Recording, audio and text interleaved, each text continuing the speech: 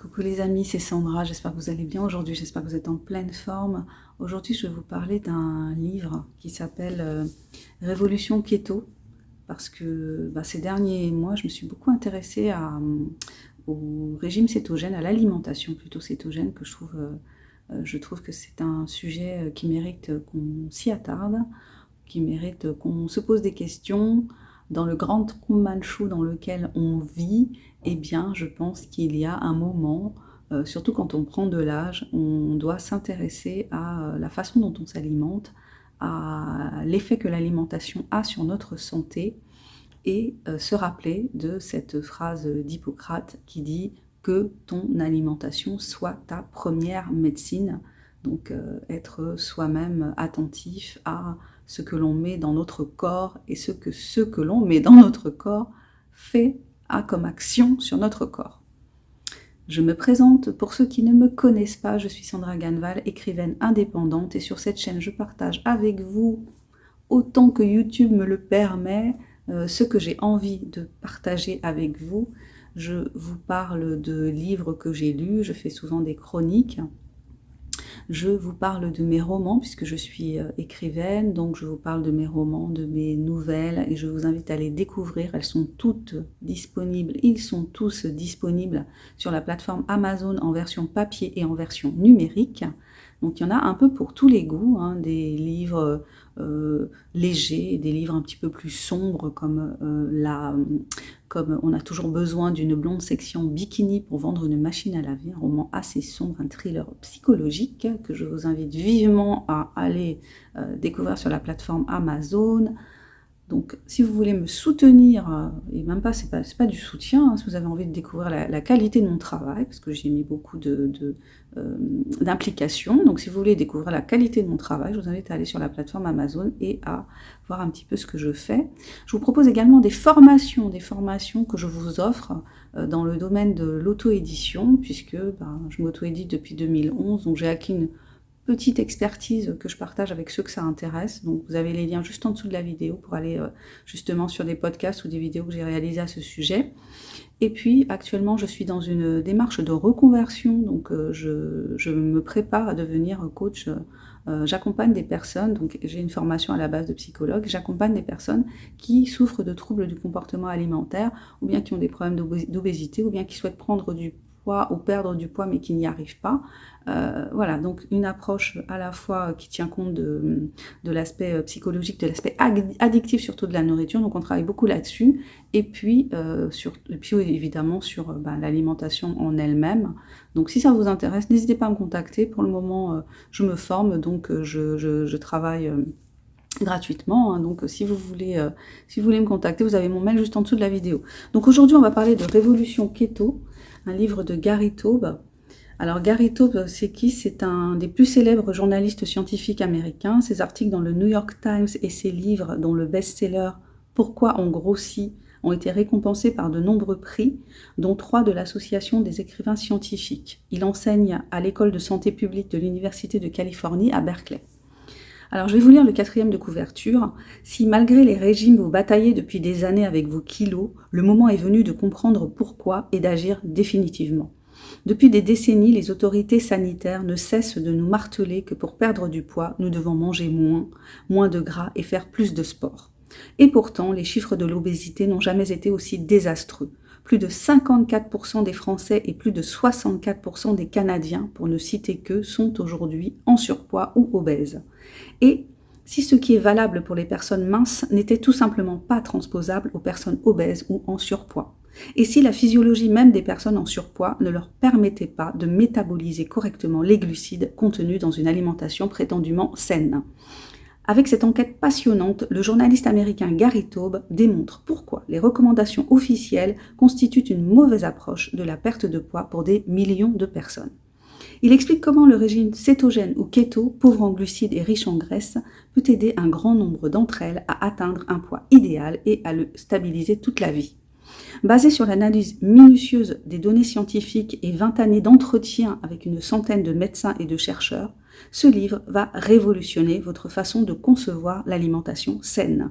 Vous allez enfin comprendre les mécanismes biologiques qui sous-tendent la prise de poids et accéder à tous les conseils pratiques indispensables pour adopter un régime cétogène clairement le mieux adapté au métabolisme des personnes qui bataillent avec leur poids. Alors avant de pousser des cris d'orfraie, vraiment il faut lire ce bouquin pour s'imprégner en fait du travail qu'a effectué Gary Taube, c'est-à-dire qu'il est allé rencontrer des médecins en fait. Il est allé rencontrer des médecins qui sont censés pouvoir donner des conseils valables à des gens qui souffrent de surpoids, des conseils qui tiennent sur la durée. Et ce dont il s'est aperçu, c'est qu'il y avait plein de médecins qui donnaient des conseils de leur point de vue, donc parfois des médecins qui n'avaient pas de problème au niveau du poids, et qui s'étonnaient que ça ne marche pas en fait. Ils s'étonnaient que ça ne marche pas, et pour eux, si ça ne marchait pas, c'est parce que les personnes n'appliquaient pas bien les conseils. Et puis parfois, en vieillissant, ces médecins s'apercevaient qu'ils commençaient à avoir des problèmes de poids, des problèmes à maintenir un poids bas, et ils appliquaient sur eux les conseils qu'ils donnaient à leurs clients, à leurs patients. Et qu'est-ce qui s'est passé? C'est qu'ils se sont aperçus que ces conseils-là ne marchaient pas. Parce que ils étaient dans cette idée que on maigrit parce que on va manger moins, on va faire du sport. Donc calories entrantes, calories sortantes, c'est ça qui fait qu'on maigrit ou qu'on ne maigrit pas. Donc ils donnaient ces conseils-là et ils se sont aperçus, certains ont eu l'honnêteté de s'apercevoir que ça ne marchait pas. Donc il évoque le cas d'une femme médecin, Suzanne Wolver, médecin de l'armée de l'air, qui dit qu'elle n'a réussi à faire maigrir que 2 de ses patients de manière significative en 23 ans d'exercice. Donc l'un a très rapidement repris les kilos perdus. Donc du coup, elle a commencé à s'interroger et puis elle est allée visiter une clinique, la clinique du docteur Verman, qui lui faisait perdre du poids aux gens avec le régime qui est assez connu, c'est le régime Atkins. Et elle s'est aperçue que lui, il parvenait à faire maigrir les gens, et donc à partir de ce moment-là, elle a remis en question sa pratique. Et ce dont parle Gary Taube, c'est de médecins qui justement ont décidé de remettre en question leur pratique et de s'interroger à ce fameux régime cétogène, moi je dirais plutôt alimentation cétogène, parce que dans l'idée de régime, il y a une idée de restriction, et en fait, dans l'alimentation cétogène, il n'y a pas cette idée de restriction. C'est-à-dire qu'on va pouvoir manger à satiété, donc ça c'est très très important, parce que le problème des régimes, c'est quoi? C'est qu'on dit aux gens que pour maigrir, il faut qu'ils mangent moins, et qu'ils fassent du sport à côté. Alors, premièrement, tu manges moins. Qu'est-ce qui se passe quand on mange moins? En fait, ton corps, au début, effectivement, tu vas perdre du poids parce que ton corps, il est face à cette restriction alimentaire. Mais notre corps, c'est une merveilleuse machine. C'est une merveilleuse machine qui passe son temps à s'adapter. Donc, au bout d'un moment, elle comprend quoi? Elle comprend qu'elle a moins de nourriture et qu'elle doit fonctionner avec moins de nourriture. Donc, du coup, au bout de quelques semaines ou de quelques mois, elle va s'adapter à la diminution de nourriture. Mais qu'est-ce qui va se passer quand on est en restriction calorique? Il y a un moment où on en a ras-le-bol. On en a ras-le-bol d'être en restriction, de se priver, de toujours avoir faim. Et qu'est-ce qu'on va faire?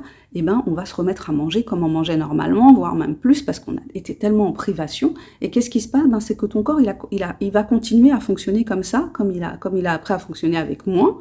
Et ce que tu vas lui donner en plus, ce qu'il va considérer maintenant comme plus, il va se mettre en mode stockage.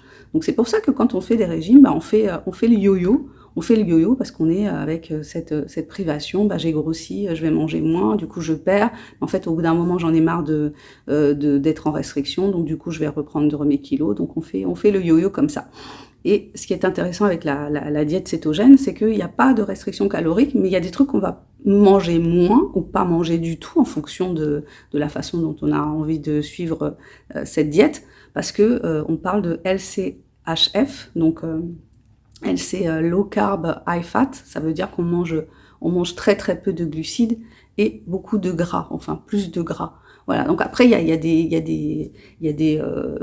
des manières de le faire en fonction de soi-même. Après, ce que je trouve intéressant dans son bouquin, c'est qu'il parle beaucoup d'individualité, en fait, parce qu'il n'y a pas... On est tous différents, on parle beaucoup du microbiote actuellement, on parle beaucoup de toute cette population qu'on a dans nos intestins, c'est ce microbiote qui est personnalisé. Chaque personne a son propre microbiote. Et c'est marrant qu'on travaille pas plus sur une approche médicale de chacun qui soit beaucoup plus individualisée. Et là, vraiment, c'est ça, quoi, c'est l'observation de soi-même. C'est-à-dire qu'effectivement, il y a des expérimentations. Alors, il y a ceux qui vont te dire oui, faut jamais faire ça, c'est scandaleux. Il y a celui qui a essayé, qui va te dire oui, moi j'ai essayé, ça a bien marché pour moi. Il y a le médecin qui lui-même a pratiqué et qui dit que ça marche et qu'il a prescrit à des patients et que ça fonctionne. Après, il y a l'expérimentation. Moi, je crois beaucoup à l'expérimentation et de plus en plus aujourd'hui parce que comment dire, on peut pas forcément se fier. Moi, je me fie. Voilà, c'est vraiment mon point de vue. Hein. Depuis 4 ans, depuis ce qui s'est passé depuis 4 ans, c'est vrai que je me fie de moins en moins à la parole médicale. Je remets en question la parole médicale, ce que je ne me serais jamais permise avant. Donc aujourd'hui, quand un médecin me dit quelque chose, je vais pas être comme avant dans l'admiration de la blouse blanche et amen. Une espèce d'adoration. Je suis plus du tout là-dedans. Même si je vais pas le remettre en question en face, après je vais aller fouiller, je vais aller creuser, je vais voir le pour, le contre. Est-ce que je peux arrêter ça? Est-ce que je peux prendre peut-être un truc naturel? Qu'est-ce que je peux faire moi en fait? Je me considère comme une personne intelligente. Je ne suis pas un super génie, mais je me considère comme une personne intelligente qui peut avoir de la réflexion sur sa propre santé, sur ce qui lui fait du bien, sur ce qui ne lui fait pas du bien, sur les antécédents que j'ai pu avoir avec la médecine aussi. Voilà, donc c'est cette idée d'expérimentation par rapport à ce type d'alimentation, d'expérimentation, et de voir si, quand vous êtes en surpoids, que vous avez essayé plein de trucs, pourquoi pas? Pourquoi ne pas essayer l'alimentation cétogène et voir comment ça se passe? Donc le faire correctement, dans l'idéal le faire avec un médecin, ou en tout cas prévenir votre médecin, parce que si vous êtes vraiment en obésité, comme on dit, morbide, prévenir votre médecin que vous allez diminuer votre consommation de glucides et augmenter votre consommation de protéines et de gras, et puis qui puisse mettre en place quand même un suivi avec vous, voilà, qui contrôle qui vous fasse faire des prises de sang régulièrement, qui contrôle votre tension, voilà, donc pas faire ça à l'arrache. Trouver dans l'idéal quelqu'un qui au moins vous suit, même si il n'est pas tout à fait d'accord, il comprend pas trop, parce que les médecins de toute façon ils ont une formation en nutrition qui est ils ont pas beaucoup de formation dans ce domaine-là, hein, donc vraiment moi je pense que c'est du domaine de l'expérimentation individuelle.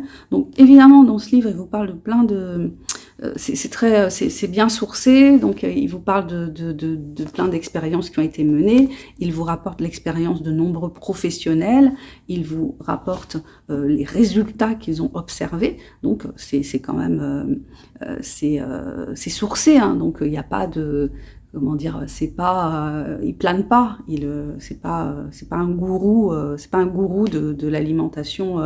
de l'alimentation cétogène. C'est quelqu'un qui a connu des problèmes de poids pendant toute sa vie et qui a cherché des solutions justement pour régler ses problèmes de poids toute sa vie, et qui en s'alimentant ainsi a réussi à réguler son poids, voire à perdre du poids. Donc c'est pour ça qu'il partage ça aussi.